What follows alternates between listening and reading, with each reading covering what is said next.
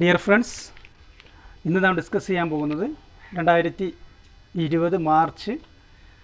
മാർച്ചിൽ ചോദിച്ചിട്ടുള്ള +2 അക്കൗണ്ടൻസി വിത്ത് AFS എന്ന ക്വസ്റ്റ്യൻ പേപ്പറിൻ്റെ ഡിസ്കഷനാണ്. ഓക്കെ, അപ്പോൾ നമ്മൾ ഓൾറെഡി പാർട്ട് 1 എന്ന് പറയുന്ന ഒരു വീഡിയോ ചെയ്തിട്ടുണ്ട്. അതിൽ നമ്മൾ 11 ക്വസ്റ്റ്യൻ വരെ ചെയ്തിട്ടുണ്ട്. അപ്പോൾ ഇത് പാർട്ട് 2 ആണ്. ഓക്കെ, അപ്പോൾ എല്ലാവരും ശ്രദ്ധിക്കുക. 12ാമത്തെ ക്വസ്റ്റ്യനാണ് ഞാൻ ഇവിടെ വായിക്കാൻ പോകുന്നത്. The capital employed in A firm is ₹3 lakhs and normal rate of return is 6% per annum.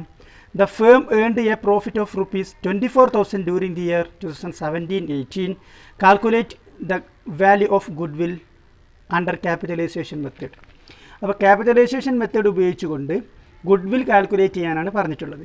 അതിന് മലയാളം ഉണ്ട്. 1 ലക്ഷം രൂപ മൂലധനം നിക്ഷേപിച്ചിരിക്കുന്ന ഒരു സ്ഥാപനത്തിൻ്റെ സാധാരണ വരുമാന വാർഷിക നിരക്ക് 6%. അതായത് നോർമൽ റേറ്റ് ഓഫ് റിട്ടേൺ 6% ആണ്. അവരുടെ ക്യാപിറ്റൽ എന്ന് പറയുന്നത് 3 lakhs ആണ്. 2017-18 വർഷത്തെ ലാഭം 24,000 രൂപയാണ്. അതായത് 2017-18 ലാഭം എന്ന് പറയുന്നത് 24,000 രൂപയാണ്. മൂലധനവൽക്കരണ രീതി, ക്യാപിറ്റലൈസേഷൻ ഉപയോഗിച്ച് പിന്നെ സ്ഥാപനത്തിൻ്റെ ഗുഡ്വിൽ വാല്യൂ കണക്കാക്കുക എന്നുള്ളതാണ് ക്വസ്റ്റ്യൻ. അപ്പോൾ നമുക്ക് ഡാറ്റ തന്നിട്ടുള്ളത് capital employed 3 lakhs, normal rate of return NRR 6%, അതുപോലെ പ്രോഫിറ്റ് കറണ്ട് ഇയറിലെ പ്രോഫിറ്റ് 24,000 രൂപ. ഇത്രയാണ് ഇവിടെ തന്നിട്ടുള്ളത്. ഈ ഇൻഫർമേഷൻ ഉപയോഗിച്ചുകൊണ്ട് നമ്മൾ എന്ത് ചെയ്യണം? ഗുഡ്വിൽ കാൽക്കുലേറ്റ് ചെയ്യണം ക്യാപിറ്റലൈസേഷൻ മെത്തേഡ് ഉപയോഗിച്ചുകൊണ്ട്. ഓക്കെ, അപ്പോൾ 2 രീതിയിൽ ക്യാപിറ്റലൈസേഷൻ മെത്തേഡ് ഉപയോഗിച്ചുകൊണ്ട് നമുക്ക് ഗുഡ്വിൽ കാൽക്കുലേറ്റ് ചെയ്യാം. Capitalisation of average profit method, മറ്റൊന്ന് capitalisation of super profit method. ഞാനിവിടെ capitalisation of super profit method പ്രകാരം ഇവിടെ ചെയ്യാൻ പോവാണ്. അപ്പോൾ എന്തൊക്കെ സ്റ്റെപ്പ് നോക്കാം. ഫസ്റ്റ് നമ്മൾ സൂപ്പർ പ്രോഫിറ്റ് കണ്ടെത്തുക എന്നുള്ളതാണ്. സൂപ്പർ പ്രോഫിറ്റ് കണ്ടെത്തുക. ഫസ്റ്റ് സ്റ്റെപ്പ് സൂപ്പർ പ്രോഫിറ്റ് കണ്ടെത്തുക. Super profit. അപ്പോൾ ഇവിടെ സൂപ്പർ പ്രോഫിറ്റ് എന്തായിരിക്കും കണ്ടെത്താൻ നമ്മൾ പഠിച്ചതാണ്. സൂപ്പർ പ്രോഫിറ്റ് കണ്ടെത്താനുള്ള മാർഗം നമ്മൾ ആവറേജ് പ്രോഫിറ്റ് ആദ്യം കാണുന്നു. ആവറേജ് പ്രോഫിറ്റ് കാണുന്നു. ഇവിടെ ക്വസ്റ്റ്യനിൽ തന്നെ പറയുന്നുണ്ട് എത്രയാണ് ആവറേജ് പ്രോഫിറ്റ്. ആ വർഷത്തെ പ്രോഫിറ്റ് എന്ന് പറഞ്ഞാൽ 24,000 രൂപയാണ്. ഓക്കെ, അടുത്ത് നമ്മൾ എന്ത് ചെയ്യുന്നു? നോർമൽ പ്രോഫിറ്റ് കണ്ടെത്തുന്നു. നോർമൽ പ്രോഫിറ്റ് കണ്ടെത്തുന്നു. നോർമൽ പ്രോഫിറ്റ് കണ്ടെത്താനുള്ള equation capital employed into normal rate of return by 100. അപ്പോൾ അങ്ങനെ വരുമ്പോൾ ക്യാപിറ്റൽ എംപ്ലോയിഡ് ക്വസ്റ്റ്യനിൽ പറയുന്നുണ്ട് 3 lakhs ആണ് ക്യാപിറ്റൽ എംപ്ലോയ് ചെയ്തിട്ടുള്ളത്. ഇൻറ്റു പെർസെൻറ്റേജ് എത്ര? NRR 6% എന്ന് പറയുന്നുണ്ട്. 6% എന്ന് പറയുന്നുണ്ട്. അപ്പോൾ നമുക്ക് കിട്ടും 18,000 എന്ന് കിട്ടും. അപ്പം നോർമൽ പ്രോഫിറ്റ് 18,000 ആണ്. ആവറേജ് പ്രോഫിറ്റ് 24,000 ആണ്. അപ്പോൾ എക്സസ് പ്രോഫിറ്റാണ് നമ്മൾ എന്ത് വിളിക്കുക? എക്സസ് ഓഫ് ആവറേജ് പ്രോഫിറ്റിനാണ് നമ്മൾ എന്ത് വിളിക്കുക? സൂപ്പർ പ്രോഫിറ്റ് എന്ന് വിളിക്കുക. അപ്പോൾ സൂപ്പർ പ്രോഫിറ്റ് സമം 24,000 മൈനസ് 18,000. അതായത് നോർമൽ പ്രോഫിറ്റിനേക്കാളും കൂടുതലുള്ള ആവറേജ് പ്രോഫിറ്റിനെ പറയുന്ന പേരാണ് super profit. Okay, average profit അല്ലെങ്കിൽ ആക്ച്വൽ പ്രോഫിറ്റ് നമ്മളിവിടെ തന്നിട്ടുണ്ട്. പ്രോഫിറ്റ് എത്രയെന്ന് തന്നിട്ടുണ്ട്. അതന്നെ ആയിരിക്കും നമ്മുടെ ആവറേജ് പ്രോഫിറ്റ്. അപ്പോൾ നമുക്ക് കിട്ടും 6,000 എന്ന് കിട്ടും. ഓക്കെ, അപ്പോൾ നമ്മൾ ആവറേജ് പ്രോഫിറ്റ് കണ്ടെത്തി. Next goodwill is equal to സമം കിട്ടിയിട്ടുള്ള ഇങ്ങനെ നമുക്ക് കിട്ടിയിട്ടുള്ള സൂപ്പർ പ്രോഫിറ്റ് ഇൻറ്റു 100/6. അതായത് 100/6 എന്ന് പറയുമ്പോൾ 100/NRR എന്നാണ് വിളിക്കുക. അതായത് സൂപ്പർ പ്രോഫിറ്റ് എന്താണ്? സൂപ്പർ പ്രോഫിറ്റ് ഇൻറ്റു 100/NRR എന്നാണ് നമ്മൾ സാധാരണയായിട്ട് കൊടുക്കുക. അപ്പോൾ സൂപ്പർ പ്രോഫിറ്റ് എത്ര നമ്മൾ കണ്ടെത്തി? 6,000. 6,000 ഇൻറ്റു 100/6 എന്ന് കാൽക്കുലേറ്റർ അടിക്കുമ്പോൾ നിങ്ങൾക്ക് കിട്ടും 1 lakh എന്ന് കിട്ടും. അപ്പോൾ ഇതിൻ്റെ ആൻസർ എന്താണ്? 1 lakh ആണ്.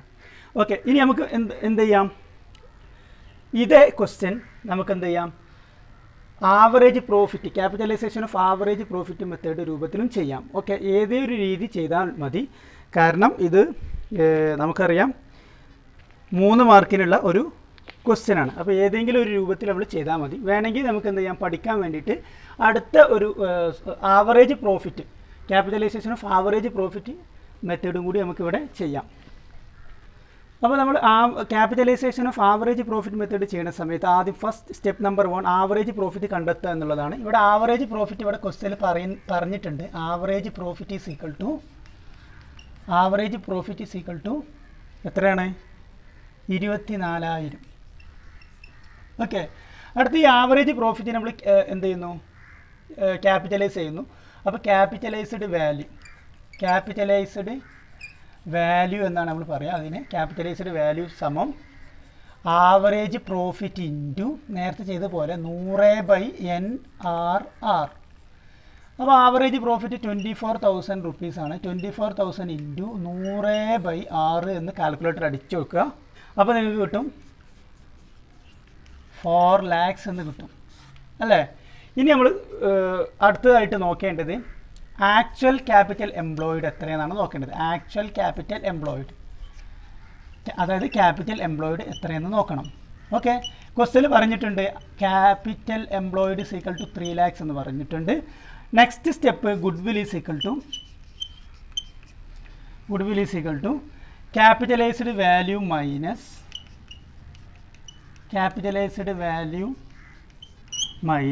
ക്യാപിറ്റൽ എംപ്ലോയിഡ് സമം നമുക്കറിയാം 4 lakhs minus 3 lakhs is equal to 1 lakh എന്ന് കിട്ടും. ഓക്കെ. അപ്പോൾ നമ്മളിവിടെ ആ ക്വസ്റ്റ്യൻ ഇവിടെ തീർന്നു. ഇനി നമുക്ക് പറയാനുള്ളത് 13ാമത്തെ ക്വസ്റ്റ്യനാണ്. Rate any 3 differences between dissolution of partnership and dissolution of the firm. അതായത് ഡിസൊല്യൂഷൻ ഓഫ് ദി ഫേമും ഡിസൊല്യൂഷൻ ഓഫ് ദി പാർട്ണർഷിപ്പും തമ്മിലുള്ള വ്യത്യാസങ്ങൾ എഴുതുക എന്നുള്ളതാണ് ചോദ്യം. അപ്പോൾ 3 വ്യത്യാസങ്ങൾ എഴുതിയാൽ മതി. ഓക്കെ. അപ്പോൾ ആ 3 വ്യത്യാസം ഞാനിവിടെ ചാർട്ട് സഹിതം പറഞ്ഞു തരാം. അപ്പോൾ 3 കോളമാണ് ഇതിനാവശ്യമുള്ളത്. ഫസ്റ്റ് കോളം ബേസിസ്, രണ്ടാമത്തെ കോളം ഡിസൊല്യൂഷൻ ഓഫ് പാർട്ണർഷിപ്പ്, മൂന്നാമത്തെ ഡിസൊല്യൂഷൻ ഓഫ് ഫേം. അപ്പോൾ ഒന്നാമത്തെ പോയിന്റ് നോക്കുക, ടെർമിനേഷൻ ഓഫ് ബിസിനസ്സിൻ്റെ ബിസിനസ് അവസാനിപ്പിക്കൽ എന്നുള്ളതാണ്. അതായത് ബിസിനസ് ഫസ്റ്റ് കോളം നോക്കുക, ഡിസൊല്യൂഷൻ ഓഫ് പാർട്ണർഷിപ്പിൽ ബിസിനസ് അവസാനിക്കുന്നില്ല, the business is not terminated. രണ്ടാമത്തെ കോളം നോക്കുക, ഡിസൊല്യൂഷൻ ഓഫ് ഫേം എന്നുള്ള ആ ഭാഗത്ത് നോക്കുക, the business of the firm is closed. അപ്പോൾ നിങ്ങൾ മനസ്സിലാക്കേണ്ടത് ഡിസൊല്യൂഷൻ ഓഫ് പാർട്ണർഷിപ്പ് എന്ന് പറഞ്ഞാൽ എന്ത് ചെയ്യുന്നില്ല, ബിസിനസ് അവസാനിക്കുന്നില്ല. എന്നാൽ ഡിസൊല്യൂഷൻ ഓഫ് ഫേം എന്ന് പറയുമ്പോൾ അവിടെ എന്ത് ചെയ്യുന്നുണ്ട്, ബിസിനസ് അവസാനിക്കുന്നുണ്ട്, ബിസിനസ് എല്ലാം ക്ലോസ് ചെയ്യുന്നുണ്ട്. ഓക്കെ. ഇനി രണ്ടാമത്തെ പോയിന്റ് നോക്കുക, സെറ്റിൽമെൻറ്റ് ഓഫ് അസസ് ആൻഡ് ലയബിലിറ്റീസ്. അപ്പോൾ സ്വാഭാവികമായിട്ട് നമുക്കറിയാം ഫേം പൂട്ടുന്ന സമയത്താണ്, ബിസിനസ് അവസാനിക്കുമ്പോഴാണ് അസറ്റും ലയബിലിറ്റീസൊക്കെ എന്ത് ചെയ്യുക, വിൽക്കുക. ഓക്കെ. അപ്പോൾ പിന്നെ ഡിസൊല്യൂഷൻ ഓഫ് പാർട്ണർഷിപ്പിൽ എന്താ സംഭവിക്കുന്നത്, അസസ് and liabilities are revalued and new balance sheet is drawn. അതായത് അസറ്റും ലയബിലിറ്റീസൊക്കെ എന്ത് ചെയ്യുന്നുണ്ട്, റീവാല്യൂ ചെയ്യാണ്, അതുപോലെ പുതിയൊരു ബാലൻസ് ഷീറ്റ് അവിടെ തയ്യാറാക്കുകയാണ്. എന്നാൽ ഡിസൊല്യൂഷൻ ഓഫ് ഫേം, അതായത് എല്ലാം നമ്മൾ എന്ത് ചെയ്യുന്നു, ബിസിനസ് അവസാനിപ്പിക്കുകയാണ്. അപ്പോൾ അസറ്റുകളൊക്കെ എന്ത് ചെയ്യും, വിൽക്കുന്നു. അസസ് are sold and liabilities are paid off. Liabilities എല്ലാം കൊടുത്ത് വിട്ടുകയാണ് ചെയ്യുന്നത്. ഇപ്പോൾ 2 വ്യത്യാസമായി. മൂന്നാമത്തെ നോക്കാം, കോർട്സ് ഇൻ്റർവെൻഷൻ എന്ന് പറഞ്ഞാൽ കോടതി ഇടപെടൽ. അതായത് court does not intervene because partnership is dissolved by mutual agreement. Dissolution of പാർട്ണർഷിപ്പിൽ കോർട്ട് എന്ത് ചെയ്യുന്നില്ല, ഈ അവരുടെ കാര്യത്തിൽ ഇടപെടുന്നില്ല എന്നാണ് പറയുന്നത്. കാരണം എന്താ വെച്ചാൽ അവിടെ മ്യൂച്വൽ അഗ്രിമെൻ്റ് ഉണ്ട് എന്നാണ് പറയുന്നത്. എന്നാൽ ഡിസൊല്യൂഷൻ ഓഫ് ഫേമിൽ a firm can be dissolved by the court's order. കോർട്ടിൻ്റെ ഓർഡർ പ്രകാരം ഒരു പക്ഷേ എന്ത് ചെയ്യാം, ഫേം ഡിസോൾവ് ചെയ്യാം എന്നാണ് പറയുന്നത്. അപ്പോൾ ഇത്രയും പോയിൻറ്റ്സാണ്, 3 പോയിൻറ്റ്സാണ് നമ്മളിവിടെ പറയാൻ ഉദ്ദേശിക്കുന്നത്. ബാക്കിയുള്ള പോയിൻറ്റ്സ് ഇവിടെ ഞാൻ കാണിക്കുന്നുണ്ട്, അത് നിങ്ങൾ എന്ത് ചെയ്യുക, ഒന്ന് ജസ്റ്റ് ഒന്ന് നോക്കുക. ഓക്കെ. ഇത്രയാണ് ഇതുമായി ബന്ധപ്പെട്ട് നമുക്ക് പറയാനുള്ളത്. അടുത്ത ക്വസ്റ്റ്യൻ നോക്കാം. ഓക്കെ. ഇനി നമുക്ക് 14ാമത്തെ ക്വസ്റ്റ്യൻ നോക്കാം. 14ാമത്തെ ക്വസ്റ്റ്യൻ ഒരു ടാബിൾ തന്നിട്ടുണ്ട്. Some journal entries concerned with the dissolution of a firm are given below. അതായത് ഒരു ഫേമിൻ്റെ ഡിസൊല്യൂഷനുമായി ബന്ധപ്പെട്ട ഒരു ടാബിളാണ് ഇവിടെ തന്നിട്ടുള്ളത്. Complete the journal entries. ഈ കോളം എന്ത് ചെയ്യുക, ഫില്ല് ചെയ്യുക. ജേണൽ എൻട്രി ഉപയോഗിച്ചുകൊണ്ട് ഈ കോളം എന്ത് ചെയ്യുക, ഫില്ല് ചെയ്യുക എന്നുള്ളതാണ് ഇവിടെ, ജേണൽ എൻട്രികൾ പൂർത്തീകരിക്കുക എന്നുള്ളതാണ് ഇവിടെ പറഞ്ഞിട്ടുള്ളത്. അപ്പോൾ ആദ്യം നിങ്ങൾക്ക് സ്ക്രീനിൽ കാണാൻ പറ്റും, ഡാഷ് ഡെബിറ്റ് ടു റിയലൈസേഷൻ 4,000 എന്ന് തന്നിട്ടുണ്ട്. ബ്രാക്കറ്റിൽ അസസ് സോൾഡ്. അപ്പോൾ അസസ് സോൾഡ് എന്ന് പറയുമ്പോൾ എന്തായിരിക്കും ജേണൽ എൻട്രി എന്ന് പഠിച്ചാൽ മതി. അസറ്റ് വിൽക്കുമ്പോൾ journal entry bank account up to realisation എന്നാണ്. അപ്പോൾ answer bank account up to realisation. അപ്പോൾ ബാങ്ക് അക്കൗണ്ട് ഡെബിറ്റ് എന്ന് എഴുതിയാൽ ഒരു മാർക്കായി. രണ്ടാമത്തെ നോക്കുക, ഡാഷ് ഡെബിറ്റ് ടു ബാങ്ക് 5000 എന്ന് കൊടുത്തിട്ടുണ്ട്. അത് പാർട്ട്നേഴ്സ് ലോൺ പെയ്ഡ് എന്നാണ് കൊടുത്തിട്ടുള്ളത്. അപ്പോൾ നമ്മൾ എൻട്രി എന്തായിരിക്കും? Partners loan account up to bank എന്നുള്ളതാണ് എൻട്രി വരിക. മൂന്നാമത്തെ നോക്കുക, C realisation account debit to dash account എന്ന് കൊടുത്തിട്ടുണ്ട്. നരേഷൻ കൊടുക്കുക, liabilities taken over by a partner. അപ്പോൾ realisation account up to partners capital account എന്നാണ് വരിക. അപ്പോൾ അവിടെ പാർട്ണർ ക്യാപിറ്റൽ അക്കൗണ്ട് എന്നാണ് വരിക. അതായത് ഒരു ലയബിലിറ്റി ഒരു പാർട്ണർ എടുത്തു കഴിഞ്ഞാൽ realisation account up to partners capital account എന്നാണ് പറയുന്നത്. ഇതുമായി ബന്ധപ്പെട്ട് ഇനിയും ക്വസ്റ്റ്യൻ വരാം. അപ്പോൾ നമുക്ക് ഇതിനെക്കുറിച്ച് ഒരു ഡിസ്ക്രിപ്ഷൻ, ചെറിയൊരു വിവരണം ഞാൻ ഇവിടെ നൽകുകയാണ്. ഓക്കെ, റിയലൈസേഷനുമായി ബന്ധപ്പെട്ട കുറച്ച് ജേണൽ എൻട്രീസ് ഞാൻ ഇവിടെ പറയാൻ പോവാണ്. ആദ്യം നമ്മൾ എന്ത് ചെയ്യുന്നു? എല്ലാ അസറ്റുകളും റിയലൈസേഷൻ അക്കൗണ്ടിലേക്ക് കൊണ്ടുപോകും. അതായത് ഫേം ഡിസോൾവ് ചെയ്യുന്ന സമയത്ത്, ഫേം അടച്ചു പൂട്ടുന്ന സമയത്ത് എല്ലാ അസറ്റുകളും റിയലൈസേഷൻ അക്കൗണ്ടിലേക്ക് ട്രാൻസ്ഫർ ചെയ്യും. 3 അസറ്റുകൾ ഒഴികെ, cash, bank and fictitious asset. Cash, bank, fictitious asset. അപ്പോൾ ഫിക്റ്റിഷ്യസ് അസറ്റ് തൽക്കാലം അവിടെ നിൽക്കട്ടെ. ക്യാഷും ബാങ്കും ഒഴിച്ച് ബാക്കി എല്ലാ അസറ്റുകളും റിയലൈസേഷൻ അക്കൗണ്ടിലേക്ക് കൊണ്ടുപോകുമെന്നാണ് പറഞ്ഞത്. ഓക്കെ, അപ്പോൾ എന്തായിരിക്കും എൻട്രി നോക്കുക? എല്ലാ അസറ്റുകളും realisation account debit to asset. എല്ലാ അസറ്റുകളും, ബാങ്കും ക്യാഷും ഫിക്റ്റിഷ്യസ് അസറ്റും ഒഴിച്ച് ബാക്കി എല്ലാ അസറ്റുകളും റിയലൈസേഷൻ അക്കൗണ്ടിലേക്ക് കൊണ്ടുപോകും. ഓക്കെ, ഇനി നമ്മൾ എന്ത് ചെയ്യുന്നു? ഈ അസറ്റുകൾ വിൽക്കുന്ന സമയത്ത്, അസറ്റുകളൊക്കെ വിൽക്കലാണല്ലോ. ഫേം പൂട്ടുന്ന സമയത്ത് ബിൽഡിംഗ് ഉണ്ടാകും, ഫർണിച്ചർ ഉണ്ടാകാം, സ്റ്റോക്ക് ഉണ്ടാകാം, അല്ലേ, കമ്പ്യൂട്ടർ ഉണ്ടാകും, ഇങ്ങനെ ഒരുപാട് അസറ്റുകൾ ഉണ്ടാകും. ഈ അസറ്റുകൾ കംപ്ലീറ്റ് എന്ത് ചെയ്യുന്നു? Realisation account debit to furniture, computer, to patent. ഇനി ഈ അസറ്റുകൾ എന്ത് ചെയ്യുന്നു? വിൽക്കുന്നു. വിൽക്കുമ്പോൾ എന്ത് ചെയ്യും? നമുക്ക് എന്താ കിട്ടുക? വിൽക്കുമ്പോൾ bank or cash account debit. വിൽക്കുമ്പോൾ നമുക്ക് എന്ത് കിട്ടും? ബാങ്ക് ഒന്നില്ലെങ്കിൽ ബാങ്കിലേക്ക് വരും, അല്ലെങ്കിൽ നമ്മുടെ ക്യാഷ് ബാലൻസ് കൂടും. അപ്പോൾ ബാങ്ക് അക്കൗണ്ട് ഡെബിറ്റ് ടു, അത് ഈ അസറ്റുകളെല്ലാം നിൽക്കുന്നത് എവിടെയാണ്? Realisation account. Realisation account. അപ്പോൾ അസറ്റുമായി ബന്ധപ്പെട്ട എല്ലാ എൻട്രീസും നിങ്ങൾ പഠിച്ചു. എല്ലാ അസറ്റുകളും റിയലൈസേഷൻ അക്കൗണ്ടിലേക്ക് ട്രാൻസ്ഫർ ചെയ്യുന്നു, അതിനുള്ള എൻട്രിയാണ് ഇവിടെ. പിന്നെ ആ അസറ്റുകൾ വിൽക്കുന്ന സമയത്ത് bank account up to realisation account എന്നാണ്. അപ്പോൾ ഇവിടെ നിങ്ങൾക്ക് ക്വസ്റ്റ്യനിൽ കാണാൻ പറ്റും assess sold.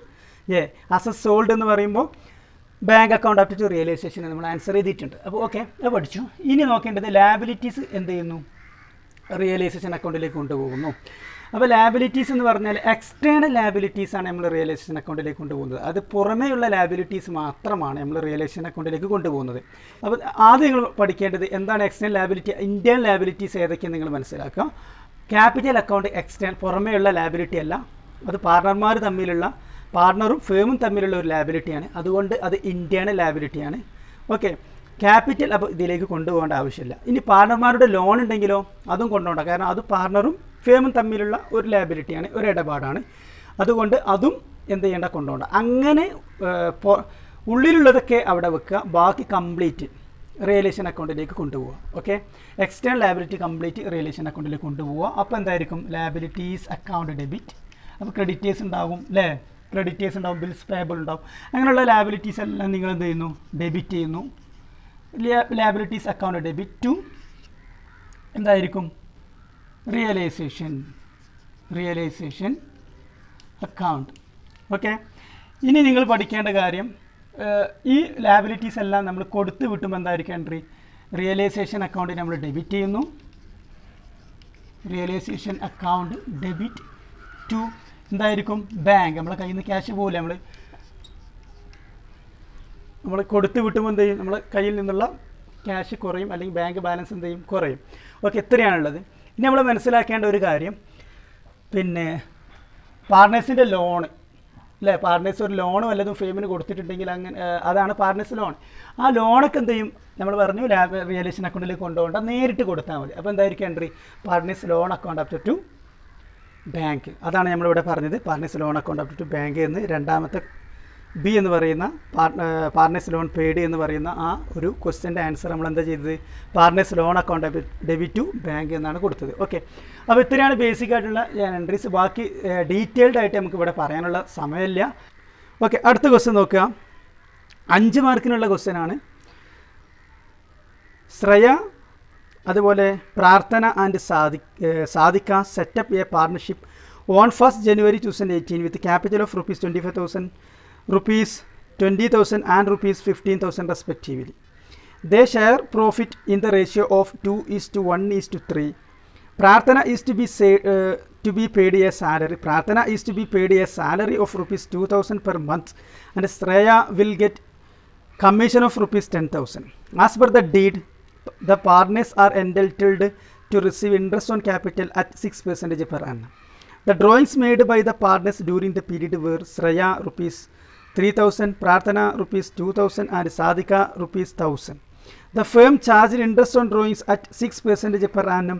The net profit of the firm for the year ending 31st December 2018 was rupees 49,420. Prepare profit and loss appropriation account എന്നാണ് ക്വസ്റ്റ്യൻ ഉള്ളത്. അതായത് ശ്രേയ അതുപോലെ പ്രാർത്ഥന അതുപോലെ സാധിക്ക ഒരു എന്ത് ചെയ്തു മലയാളം ഞാൻ വായിക്കാം. എന്നിവർ ശ്രേയ, പ്രാർത്ഥന, സാധിക എന്നിവർ 25,000 രൂപ, 20,000 രൂപ, 15,000 രൂപ ക്രമാനുഗതമായ മൂലധനത്തോടുകൂടി 2018 ജനുവരി 1 ഒരു പങ്കാളിത്ത സ്ഥാപനം തുടങ്ങി. അതായത് ഇവർ ഇത്രയും ക്യാപിറ്റൽ മുടക്കിയിട്ടൊരു സ്ഥാപനം തുടങ്ങി എന്നാണ് പറയുന്നത്. 2:1:3 എന്ന അനുപാതമാണ് അവർ പങ്കിടുന്നത്, ലാഭം പങ്കിടുന്നത്. പ്രാർത്ഥനയ്ക്ക് പ്രതിമാസം 2,000 രൂപ വീതം ശമ്പളം, ശ്രേയയ്ക്ക് 10,000 രൂപ കമ്മീഷനും നൽകണം എന്നാണ് പറഞ്ഞത്. ഉടമ്പടി പ്രകാരം, അത് കരാർ പ്രകാരം പങ്കാളികൾക്ക് 6% ഇൻട്രസ്റ്റ് ഓൺ ക്യാപിറ്റലിന് അർഹതയുണ്ട്. പങ്കാളികളുടെ ഡ്രോയിങ്സ് 3,000 രൂപ, 2,000 രൂപ, 1,000 രൂപ യഥാക്രമം നമ്മൾ പറഞ്ഞ ശ്രേയ, പ്രാർത്ഥന, സാധിക്ക ഇവർക്ക് എന്നിങ്ങനെയാണ്. Interest on drawings 6%. 2018 ഡിസംബർ 31 പിന്നെ അവരുടെ ലാഭം 49,420 രൂപയാണ്. അപ്പോൾ profit and loss appropriation account തയ്യാറാക്കുക എന്നുള്ളതാണ് ചോദ്യം. ഓക്കെ, മലയാളം ഒന്ന് വായിച്ചു നോക്കുക. നിങ്ങളുടെ കയ്യിൽ ക്വസ്റ്റ്യൻ പേപ്പർ ഉണ്ടെങ്കിൽ മലയാളം കൂടെ ഒന്ന് വായിച്ചു നോക്കുക. അപ്പോൾ ക്വസ്റ്റ്യൻ ഇത്രയാണ്, profit and loss appropriation account തയ്യാറാക്കുക എന്നുള്ളതാണ് question. Okay, profit and loss appropriation account തയ്യാറാക്കുമ്പോൾ നമ്മൾ സാധാരണ എൻ്റെ ഫോർമാറ്റ് പഠിച്ചിട്ടുണ്ട്. നെറ്റ് പ്രോഫിറ്റ് വെച്ചിട്ട് തുടങ്ങും, പിന്നെ ഇവിടെ ഇൻട്രസ്റ്റ് ഓൺ ഡ്രോയിങ്സ് അല്ലേ, ഇത് മാത്രമേ ഇവിടെ വരുന്നുള്ളൂ. പിന്നെ ഇവിടെ ഇൻട്രസ്റ്റ് ഓൺ ക്യാപിറ്റൽ, അതുപോലെ പാർട്ണർമാരുടെ സാലറി, കമ്മീഷൻ ആൻഡ് അതർ റെമ്യൂണറേഷൻസ് ഉണ്ടെങ്കിൽ നമ്മൾ എന്ത് ചെയ്യും, അത് ഡെബിറ്റും ചെയ്യും. ഓക്കെ, അപ്പോൾ നമുക്ക് ഈ ക്വസ്റ്റ്യനിൽ നെറ്റ് പ്രോഫിറ്റ് എത്രയാണ് നോക്കാം. നെറ്റ് പ്രോഫിറ്റ് ക്വസ്റ്റ്യനിൽ 49,420 എന്നാണ്. ഓക്കെ, ഇനി interest on drawings. Interest on drawings ആണ് പിന്നെ നമ്മൾ ക്രെഡിറ്റ് ചെയ്യാം. അത് ശ്രേയ, അതുപോലെ പ്രാർത്ഥന, അതുപോലെ സാധിക്ക, ഇവരുടെ 3 പേരുടെ ഇൻട്രസ്റ്റ് ഓൺ ഡ്രോയിങ്സ് നമുക്ക് കാൽക്കുലേറ്റ് ചെയ്യണം. അപ്പോൾ ഡ്രോയിങ്സ് എത്രയാണോ അതിൻ്റെ 6% ആണ് ഇൻട്രസ്റ്റ് ഓൺ ഡ്രോയിങ്സ് എന്ന് പറഞ്ഞത്. അപ്പോൾ ശ്രേയ നോക്കുക, ശ്രേയയുടെ ഡ്രോയിങ്സ് 3,000 രൂപയാണ്. അപ്പോൾ നോക്കാം, 6% ഇൻട്രസ്റ്റ് ഓൺ ഡ്രോയിങ്സ്. അതിൻ്റെ അടിസ്ഥാനത്തിൽ നമുക്ക് കാൽക്കുലേറ്റ് ചെയ്യാം. 3,000 × 6/100 × 6/12. അപ്പോൾ നിങ്ങൾക്ക് ഡൗട്ട് ഉണ്ടാവും 6/12 എങ്ങനെ കിട്ടിയെന്നുള്ളത്. ക്വസ്റ്റ്യനിൽ ഡേറ്റ് തന്നിട്ടില്ല, അവരൊരു പുതിയ ബിസിനസ് തുടങ്ങിയതാണ്. അതുകൊണ്ട് ഡേറ്റ് തന്നിട്ടില്ലെങ്കിൽ നമ്മൾ എന്ത് ചെയ്യണം, 6 മാസത്തേക്കാണ് കാണേണ്ടത്. ഓക്കെ, അപ്പോൾ അതുമായി ബന്ധപ്പെട്ട വീഡിയോ ഞാൻ ഓൾറെഡി ചെയ്തതാണ്. സംശയമുള്ളവർ എന്ത് ചെയ്യുക, ആ വീഡിയോ കാണുക. അപ്പോൾ 3,000 × 6/100 × 6/12 എന്ന് ചെയ്യുമ്പോൾ 90 രൂപ കിട്ടും. ഓക്കെ, ഇനി പ്രാർത്ഥനയോട് നോക്കുക. പ്രാർത്ഥനയുടെ 2,000 രൂപയായിരുന്നു ഡ്രോയിങ്സ് ഉണ്ടായിരുന്നത്. അപ്പോൾ 2,000 × 6/100 × 6/12 = 60 എന്ന് കിട്ടും, 60. ഓക്കെ, അടുത്ത് സാധിക്ക 1,000 റുപ്പീസ് ആയിരുന്നു ഡ്രോയിങ്സ് ഉണ്ടായിരുന്നത്. അപ്പോൾ 1,000 × 6/100 × 6/12 = 30. അങ്ങനെ ടോട്ടൽ 180 ആണ് വരുന്നത്. ഓക്കെ, ഇവർ 3 പേരുടെയും ഇൻട്രസ്റ്റ് ഓൺ ഡ്രോയിങ്സ് ടോട്ടൽ ചെയ്യുമ്പോൾ 180 ആണ് വരുന്നത്. ഓക്കെ, ഇനി നമുക്ക് എന്ത് ചെയ്യാം, ഇൻട്രസ്റ്റ് ഓൺ ക്യാപിറ്റൽ എത്ര നോക്കാം.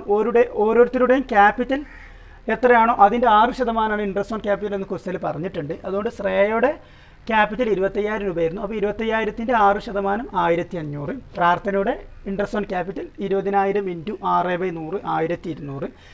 അതേപോലെ സാധിക്ക 15,000 × 6/100 = 900. ഇങ്ങനെ ഇവരുടെ 3 പേരുടെ ഇൻട്രസ്റ്റ് ഓൺ ക്യാപിറ്റൽ കാൽക്കുലേറ്റ് ചെയ്യുമ്പോൾ 3,600 എന്ന് കിട്ടും. ഓക്കെ, ഇനി പ്രാർത്ഥനയ്ക്ക് ഒരു സാലറി ഉണ്ടായിരുന്നു. അപ്പോൾ പ്രാർത്ഥന സാലറി 2,000 രൂപയാണ് മാസത്തിലുള്ളത്. അപ്പോൾ ഒരു വർഷത്തേക്ക് ആക്കണം നമ്മൾ. 2,000 × 12 24,000. പ്രാർത്ഥനയുടെ സാലറി 24,000. ഇനി ശ്രേയയുടെ കമ്മീഷൻ 10,000 റുപ്പീസ്. ഓക്കെ, അതുപോലെ അപ്പോൾ ഇത്രയും ചെയ്ത് കഴിഞ്ഞാൽ നമ്മൾ എന്ത് ചെയ്യണം, ഇനി നമ്മൾ ബാലൻസ് ചെയ്യണം. അപ്പോൾ നമ്മൾ എന്ത് ചെയ്യുക, ആദ്യം നമ്മൾ എന്ത് ചെയ്യുക, ഈ ഭാഗം ഒന്ന് കൂട്ടി നോക്കുക. 49,420 + 180 എന്ന് ചെയ്യുമ്പോൾ നമുക്ക് കിട്ടും 49,600 എന്ന് കിട്ടും. ഓക്കെ, 49,600 നിന്നും നമ്മൾ എന്ത് ചെയ്യണം, ഈ പറഞ്ഞിട്ടുള്ള 3,600 24,000 10,000 ഇത് 3 കൂടെ എന്ത് ചെയ്യണം, മൈനസ് ചെയ്യണം. ഓക്കെ, 49,600 നിന്ന് ഇത് 3 മൈനസ് ചെയ്യാം. നമ്മൾ ബാലൻസിങ് നമ്മൾ പഠിച്ചതാണ്. ഓക്കെ, അപ്പോൾ ബാലൻസ് ചെയ്യുമ്പോൾ നിങ്ങൾക്ക് എന്ത് കിട്ടും? 12,000 എന്ന് കിട്ടും. ബാലൻസ് 12,000 രൂപ കിട്ടും. ഈ 12,000 രൂപയാണ് ഡിസ്ട്രിബ്യൂട്ട് ചെയ്യാനുള്ള പ്രോഫിറ്റ്. ഓക്കെ, അപ്പോൾ അവരുടെ ഇടയിൽ ആരൊക്കെയാണ്? ശ്രേയ, പ്രാർത്ഥന, സാധിക്ക. ഇവരുടെ ഇടയിൽ 2:1:3 എന്ന അനുപാതത്തിലാണ് വീതിക്കുന്നത്. അതുകൊണ്ട് പാർട്ണേഴ്സ് ക്യാപിറ്റൽ അക്കൗണ്ട് എന്ന് പറഞ്ഞിട്ട് ശ്രേയക്ക് എത്ര കിട്ടും നോക്കുക. 12,000 ഇൻറ്റു ആകെ പ്രോഫിറ്റ് ഉള്ള ബാക്കിയുള്ളത് എത്രയാണ്? 12,000 ആണ്. 12,000 ഇൻറ്റു ശ്രേയയുടെ റേഷ്യോ 2/6. 6 എങ്ങനെ കിട്ടും നിങ്ങൾക്ക് അറിയില്ലോ? 2 + 1 + 3, ഇത് 3 കൂടി കൂട്ടിയതാണ് 6. അപ്പോൾ നിങ്ങൾക്ക് കിട്ടും 4,000 രൂപ എന്ന് കിട്ടും. അതേപോലെ പ്രാർത്ഥനയോട് നോക്കുക. 12,000 ഇൻറ്റു 1/6, 3 കൂടി കൂട്ടുമ്പോൾ 6. 12,000 ഇൻറ്റു 1/6 2,000. അതേപോലെ സാധിക്ക നോക്കുക. 12,000 ഇൻറ്റു 3/6 = 6,000. അങ്ങനെ ടോട്ടൽ 12,000. ഓക്കെ, എന്നിട്ട് നമ്മൾ 49,600 എന്ന് എടുത്തെഴുതുന്നു. ഓക്കെ, ഇത്രയാണ് ഇതുമായി ബന്ധപ്പെട്ട് നമുക്ക് പറയാനുള്ളത്. അപ്പോൾ ഇതെല്ലാവർക്കും മനസ്സിലായെന്ന് കരുതുന്നു.